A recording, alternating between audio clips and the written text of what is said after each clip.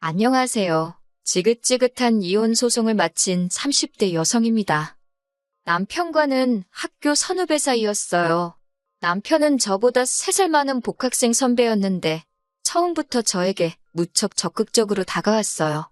솔직히 저는 그때만 하더라도 남편의 관심과 애정 표현이 부담스러웠는데 어떻게 거절해야 할지 모르겠더라고요. 게다가 주변에서들 제가 남편과 사귀는 것처럼 분위기를 몰아간 덕분에 싫다는 소리를 하기가 더더욱 어려워졌었고요. 그렇게 얼떨결에 사귀게 되었다가 졸업을 하면서 헤어졌습니다. 헤어졌던 남편과 다시 만나게 된 건 30이 넘어서였어요. 아는 선배의 모임에 갔는데 그 자리에 남편도 나왔더라고요. 어색하고 불편해서 먼저 자리를 뜨려 했는데 남편이 먼저 그동안 어떻게 지냈냐며 말을 걸어왔습니다. 그리고 한 번만 더 다시 만나자고 예골복걸 매달리더라고요. 그 무렵 제가 개인적으로 힘든 일이 있기도 했고 그래서인지 결국 남편에게 다시 마음을 열고 많이 의지를 했던 것 같아요. 그렇게 남편과 인연을 다시 만나고 양가의 허락 아래 결혼까지 하게 되었습니다. 하지만 막상 부부의 연을 맺고 나니 남편에게서 생각지도 못한 모습들을 보게 되었어요. 일남 3녀 중 막내로 태어난 남편은 자기 뜻대로 되지 않으면 자기 분에 못 이겨 할 말 못할 말 구분을 못하더라고요. 솔직히 어느 부부가 부부싸움 한 번 안 하며 살겠어요? 그리고 그 이유가 꼭 술이나 여자 문제처럼 크지 않을 때도 있잖아요. 그런데 남편은 아주 사소한 문제로 저랑 부딪히더라도 걸핏하면 이혼 소리를 입에 달고 살았습니다. 노력하자, 잘해보자가 아니라 이럴 거면 이혼하자, 갈라서자, 나가라. 그런 소리를 들으면서도 당장에 이혼하지 않고 버텼던 건 하나뿐인 딸 때문이었어요. 사실 남편의 막말이 시작된 직후 저는 바로 헤어질 결심을 했었습니다. 하지만 그 무렵 몸 상태가 영 심상치 않아 혹시나 하는 마음에 임신 테스트를 해보게 되었고 결과는 두 줄이었지요. 계산을 해보니 허니문 베이비일 확률이 높았고 상황이 원망스러웠지만 어쨌든 제 뱃속에 새로운 생명이 있다고 하니 이유는 차마 할 수가 없었습니다. 그때만 하더라도 다니던 회사도 관뒀지 혼자서 어떻게 아이를 키울 수 있을지 감히 엄두가 나지 않았거든요. 그래서 그때부터는 내 딸 하나만 잘 키우자 그 생각만 하면서 살자고 결심했네요. 시간이 흘러 결혼한 지 4년차가 되던 해였습니다. 4년 동안 이미 남편의 막말에 어느 정도 익숙해져서 너머라냐, 떠들어라, 안 듣는다 하고 흘려듣기 일쑤였어요. 처음 작정했던 것처럼 오로지 딸 하나만 보면서 살았네요. 그런 와중 너무나 건강하시고 정정하셔서 90까지도 거뜬히 사시겠구나 싶었던 아버님이 하루아침에 쓰러지시더니 일주일을 버티지 못하시고 돌아가셨습니다. 문제는 장례식을 마치자 어머님께서 대뜸 당신은 제사 안 지낸다고 하시더라고요. 원래도 제사가 없던 집이라서 솔직히 저는 이상할 게 없다고 생각했어요. 그런데 순식간에 집안은 발칵 뒤집어졌습니다. 결혼할 때도 들은 바가 없어 전혀 몰랐는데 알고 보니 돌아가신 아버님과 어머님은 재혼한 사이셨더라고요. 재혼해서 같이 산 세월은 10년 남짓이었고 아무튼 제사를 지내지 않겠다는 어머님의 말에 신우들이 개거품을 물더라고요.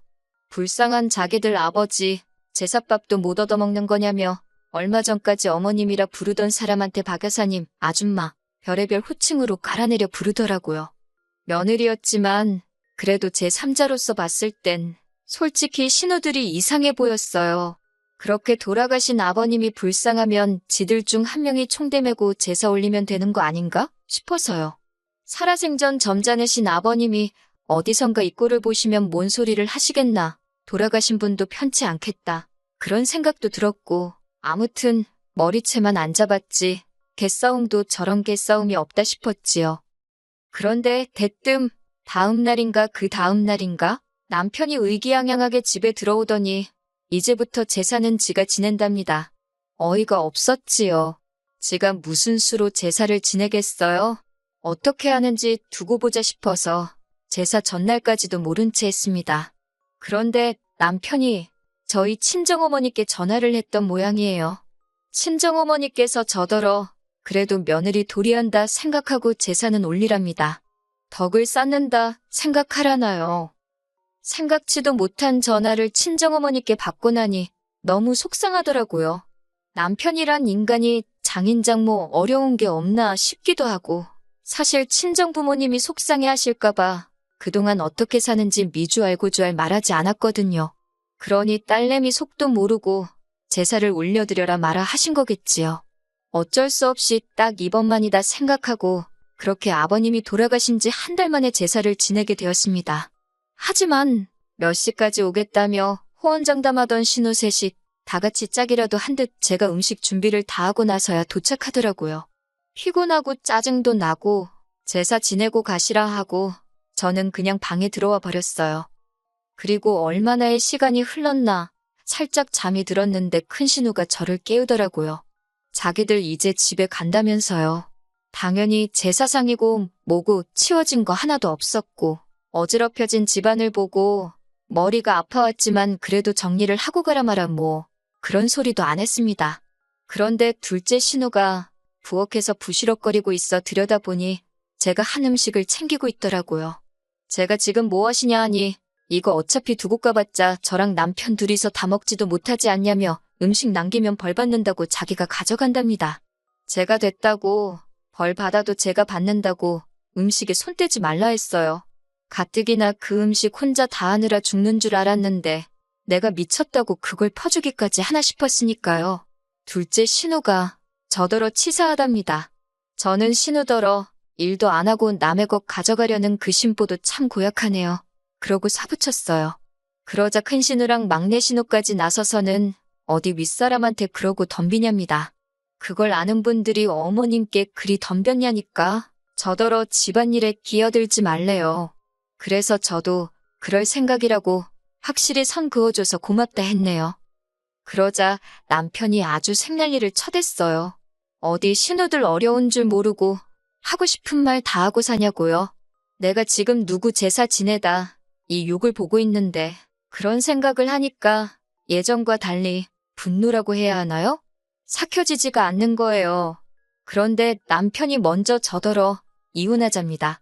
시댁 식구들 알기를 우습게 하는 여자는 자기 마누라 할 자격이 없다나요?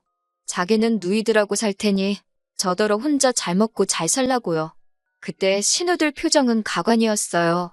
갑자기 다 큰 남동생이 당장이라도 자기들한테 들러붙을 것 같았는지 아주 아연실색을 하더라고요. 남편은 못 본 것 같았지만 막내 신우가 저더러 빨리 미안하다고 하랍니다.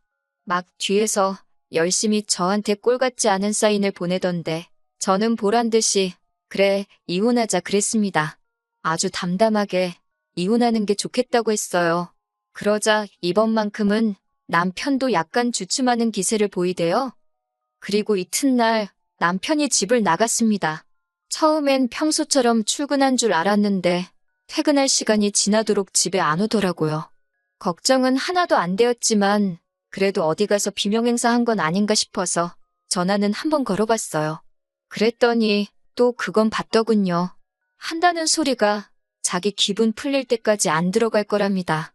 생활비도 안 줄 거라고 그래요. 어이가 없어서 그냥 빨리 협의 이혼하고 깔끔하게 갈라서 자니까 그건 싫다면서 자기 없는 동안 제가 뭘 잘못했는지 반성하랍니다. 어이가 없어서 전화기에 대고 신나게 웃은 다음에 제발 집에 들어오지 말라고 했어요.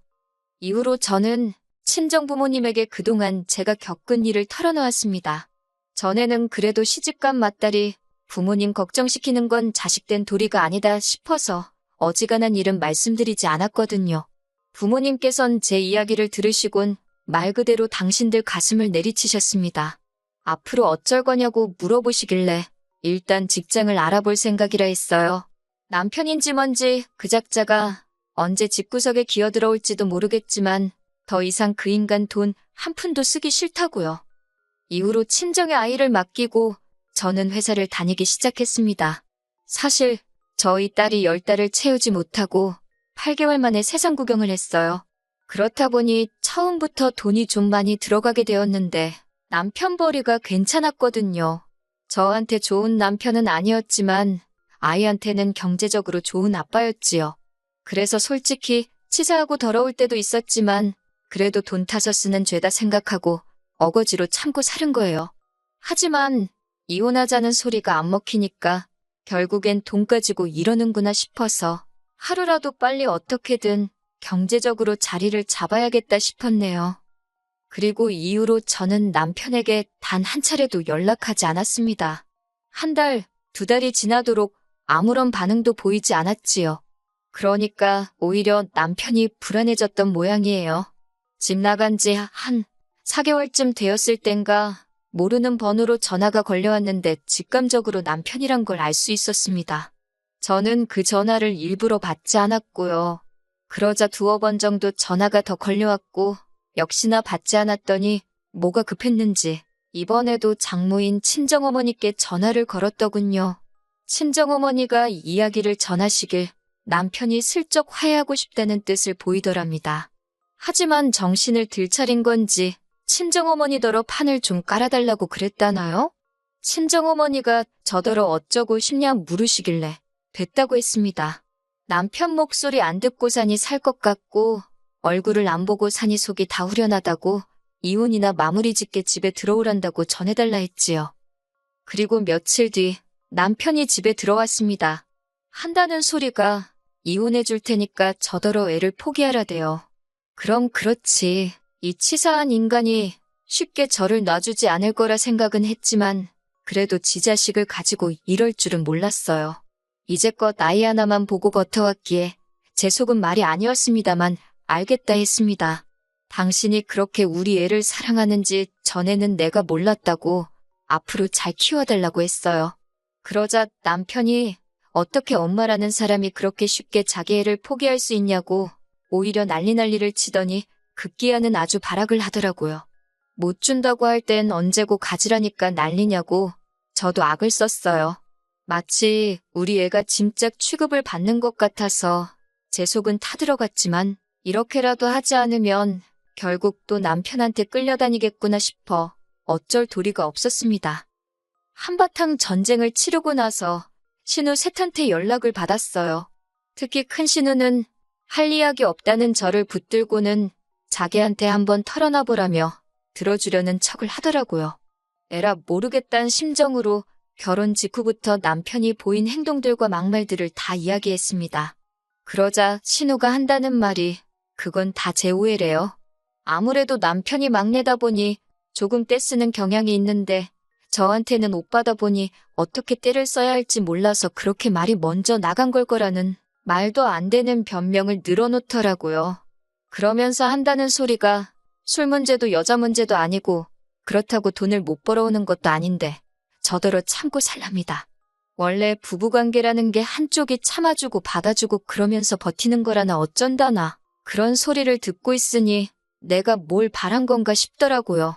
어차피 팔은 안으로 굽는 걸 알면서 협의 이혼으로 진행하고 싶었지만 숙려기간에 남편이 마음이라도 바꾸면 전부 백지화 된답니다. 그 소리를 듣고는 바로 소송으로 마음을 굳혔어요. 변덕스럽고 찌질한 인간이 분명히 한다 했다 안 한다 했다 왔다리 갔다리 할 게 불보듯 뻔해서요. 그제서야 남편은 위자료까지 뺏기게 생겼다 싶어서인지 제 앞에서 싹싹 빌었습니다. 두 번 다시는 이혼의 이응자도 입에 담지 않겠다며 저 없으면 못 산다나요. 그런 남편에게 나는 당신이 없어야 산다고 사부쳤습니다.